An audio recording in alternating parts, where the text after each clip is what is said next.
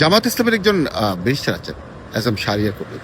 তাকে অনেকজনে আবার আমাদের বুদ্ধিজীবী শারিয়া কবির সাথে নামের মিল থাকায় অনেক কথা বলে থাকেন।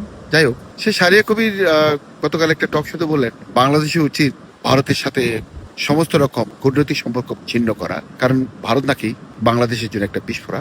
এবং সে আরো বলেছে বাংলাদেশের উচিত চায়না এবং পাকিস্তানের সাথে বন্ধনটা দৃঢ় করা।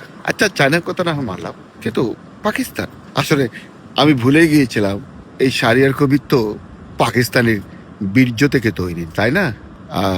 এই যে ইয়াহিয়া খান 1971 সালে পরাজয় বরণ করার পরে বলেছিলেন বাংলাদেশের মহিলাদেরকে ধর্ষণ করার মাধ্যমে যেসব সন্তান উৎপাদন হবে তারা 50 বছর পরে হলেও পাকিস্তানের পক্ষে কথা বলবে।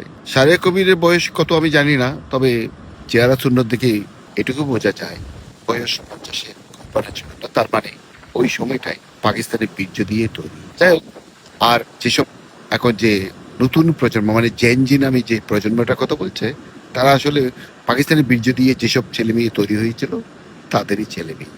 না হলে পাকিস্তানের জন্য তাদের এত প্রেম, এত ভালোবাসা, সেটা কেন এখন তো বোঝা যাচ্ছে।